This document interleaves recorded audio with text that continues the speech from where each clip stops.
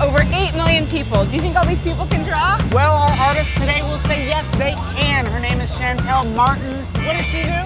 She's drawn everything from shoes to her house to entire city blocks. She'll convince you to do the same thing. Really inspiring. Let's go check her out.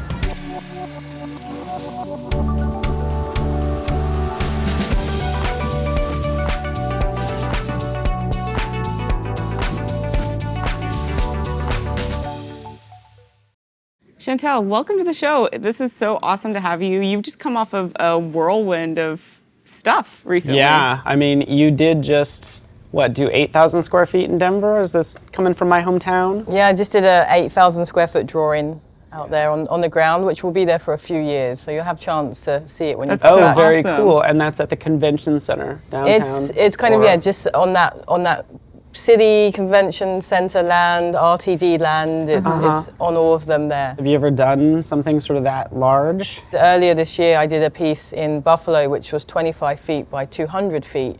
And that was for the museum show that I had out there. And I did that in the weekend, and I did the Denver project in 4 days, which oh my gosh. I don't think any sane person should do that amount of work or drawing in 4 days, but we did it. And so when you are creating, how mapped out are you for what you're going to create? The tools are mapped out, the location, the canvas is mapped out, but the actual content or structure or final elements of the work are completely spontaneous and intuitive, and they're inspired by perhaps the environment or the conversations that I have beforehand, or just being in that location, because then that way the work is as relevant to the place as it can be and should be. So any sort of conversations that happen while you're doing it inspires what it ends up being. So you really don't know what it's going to look like. No, and it's, that's the fun, because if you plan these things, then you're more likely to make mistakes or not be happy with the results. But when you go there and you go there with the assumption or the mind to just allow things to unfold,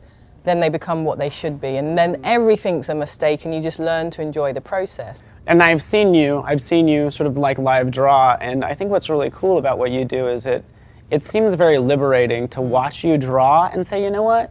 You don't have to go to art school or just like have any education. Just sit down and just start drawing. So I think it's inspiring to just draw, quite frankly. But the thing is like we all do it anyway. You were drawing as a 2-year-old, a 3-year-old, a 4-year-old, a 5-year-old. It's something that fundamentally everyone does. It's just that somewhere along the way we learn that we can't and someone else can, and then we think as adults, it's like a right or wrong thing. You have to go what to is art that school supposed to do that? be? It doesn't have to be anything. Exactly. And it doesn't have to be on a piece of paper. Yeah, that's so powerful. Yeah, and we're kind of talking about like art and art education to a certain degree, and I think that's something you're passionate about. Well, art and education, I come from a very working class background where art and education don't come together, Right. It's like, it's not an option. There's no artists in that environment. No one's imagined for us that we can be artists, or scientists, or engineers, or biologists. Art and education are very separate. And what is education if you're not given an adequate education, or you're not given access to an adequate education? And then also, art is an interesting thing because, now I'm a working, fairly successful artist, but I realize that the odds are set up for me to fail. Yeah. There is no support structure that is set up to allow artists to be successful. And so we wonder why we're taking art out of schools if we don't support artists to be successful. And what do I mean by that? It's like, okay, you're doing a business, you're doing a startup, great. You need a board of advisors, you need some investment, you need a startup plan, you need a fancy office. You need check. You need all these things. You're an artist, good luck. Yeah. And then if you succeed, we'll call you a sellout. Yeah. Even though we didn't give you any of those tools that you needed to be successful in school. So, it baffles me that we have a society that thinks that art is the heart of the culture, but it lacks the support of the artist. Right. Yeah, it's kind of like it's given lip service to a certain degree. Like everybody supports the arts, but we're not, like you said, set up as a society to really like support artists. Yeah, I think the long story short is that there needs to be a lot of re-education from all sides, from the artist sides, from the audience sides, from education and institutional sides, just all over. So when you come into an empty space, how do you decide what's going to happen, or what inspires you to start that very first line and make that first mark? So it's interesting. I believe I start pretty much all my drawings in the same way, and I start them with this initial line. And that initial line, which is a long line, it's the structure, it's the foundation, it's the skeleton of the drawing. And I could be drawing to music, and then that might be reflected in that line.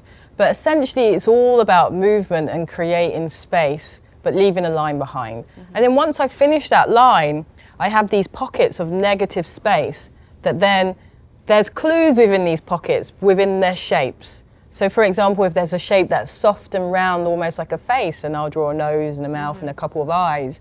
If there's a line that reminds me of ground, for example, then I'll draw a landscape, or perhaps the ocean. And then if you have the ocean, then you need a boat, and then you want it to be a sunny day, so you draw the sun, and then you want some birds in the sky, so you draw some birds. So it's almost like one thing leads to another, but there are these clues. So it's almost a very algorithmic way of drawing spontaneously, using the clues and the structure that is already there. Yeah, and I think your stuff is very it is very experiential, because you're building out these spaces and doing city blocks where you're actually walking and interacting with this stuff, which is really fascinating, as opposed to something you post and you maybe like or not like. So it's just an interesting way to approach it. And I think also people probably sort of underestimate your value. They look at, oh, this person has a marker.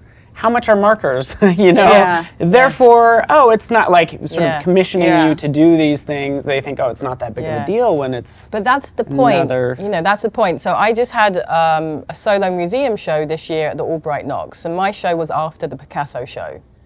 Naturally. And I draw with markers. So it's like, okay, you walk into my show and you realize that everything in there is accessible.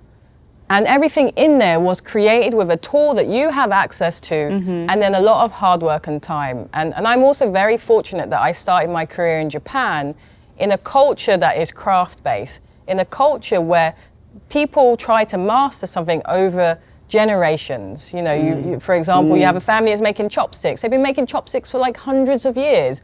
And there's no rush, but there's this understanding that they're going to master something. Right. And for me, creating something as simple as a line, now imagine every single person on the planet can make a line.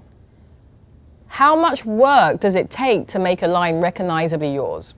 So people look at my work and they say, oh, that's Shantell Martin. Now think about how profound it is that something so simple can be so recognizable. And that's what I love, because when people look at my work and they say, oh, it's just a line, it's just drawing, kids can do that. And I'm like, great, here's a pen. And I carry pens on me that, I give out to people, because I'm like, here's a pen, you go home and you draw. Right. Because then what you do is, A, you've inspired them to try something, but B, you've also, as an artist, exposed the hard work, the practice, and the time that it takes to actually master something so simple. Right. I think that's so cool, because you're, like you said, you're making it accessible, saying it's just a line. Now go make it yours. Yeah. You mentioned that a film is coming out. Yeah. About. Yeah, so last night we screened, I guess, the first screening of a film that I made with my friend Casey Neistat. And this is something we've been talking about doing for years, for probably 7 years now. And it's a film about drawing, it's a film about myself, it's a film about kind of a little bit of my travels and struggles, but also just about that identity and fingerprint and repeating that, and hopefully it's a film that will inspire people to find their own journey and find their own identity and fingerprint and style and all those things. And my medium is predominantly drawing, which is the foundation of everything. But what we have now with a film is that you have a potential window or a potential lens that exposes that story or that message or those seeds to a much larger audience. Awesome talking to you. Can't wait to see the film. Yeah. Casey Thank will you. probably post it. Well, I'll give you both a pen Yay! so you can keep drawing. Awesome. Yay! Thank you. We get to draw as well. Make that line ours. Shantell Martin. Cool, thanks It's for having been me. amazing. Thank you. Tune in next time, guys.